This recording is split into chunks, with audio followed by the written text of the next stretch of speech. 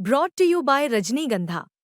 यूं ही नहीं ताज ताज बन जाता है, शिल्पकारों का हुनर और चुनिंदा संगमरमर ताज को नायाब बनाते हैं। कुछ ऐसे ही चुनिंदा जगहों से बस खास ही चुनकर लाता हूँ। कतरे कतरे को मैं हीरे सा परखता हूँ। यूं ही नहीं मैं रजनीगंधा बन जाता हूँ।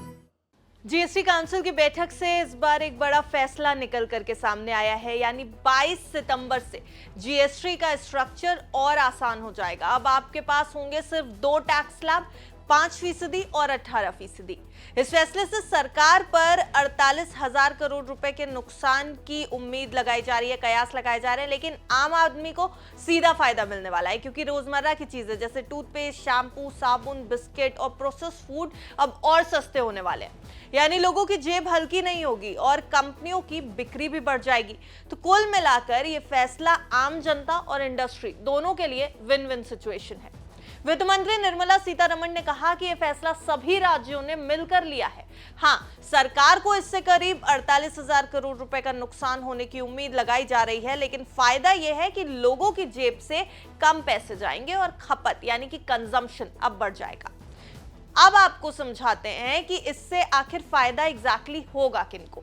देखिए, ब्रोकरेज हाउस जेफरीज ने अपनी रिपोर्ट में साफ कहा है कि इस टैक्स कटौती से कंज्यूमर स्टेपल कंपनियों को सीधा फायदा मिलने वाला है, यानी वो सामान जो हम रोज इस्तेमाल करते हैं जैसे टूथपेस्ट, शैम्पू, साबुन, बिस्किट, हेयर ऑयल और प्रोसेस्ड फूड।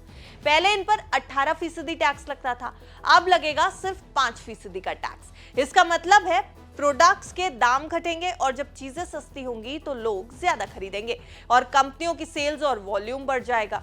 अब सबसे ज्यादा फायदा होगा कौन सी बड़ी कंपनियों को, उनके नाम भी जान लीजिए। Colgate, Britannia, Nestle, Hindustan Unilever यानी HUL, डाबर और मैरिको के साथ साथ पतंजलि, ये वो नाम हैं जिनको सबसे ज्यादा फायदा होने की उम्मीद है। अब बात करते हैं उस कंपनी की जो इस समय सबकी नजर में है, ITC।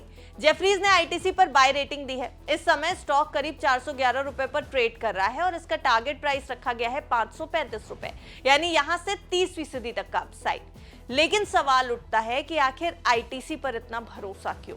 वजह है सिगरेट टैक्सेशन को लेकर के आ रही खबरें। अभी सिगरेट पर 28% GST और उसके ऊपर अलग अलग तरह के सेस लगते हैं।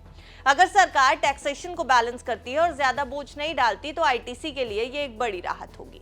ITC का शेयर अगर देखा जाए तो पिछले 1 साल में करीब 17% टूट चुका है, लेकिन अगर लंबी अवधि देखें यानी 5 सालों का रिटर्न देखें तो 123% से ज्यादा का रिटर्न इसने दिया। मार्केट कैप की बात करें तो कंपनी की वैल्यू लगभग 5,05,000 करोड़ रुपए के आसपास है। हालांकि ITC के लिए रिस्क है, BAT की हिस्सेदारी, मालबोरो जैसे ग्लोबल ब्रांड्स का मुकाबला और टैक्सेशन से जुड़ी चिंताएं। लेकिन जेफरीज का मानना है कि लंबे समय में कंपनी की मजबूत पकड़ और बिजनेस मॉडल निवेशकों को अच्छे रिटर्न दे सकते हैं।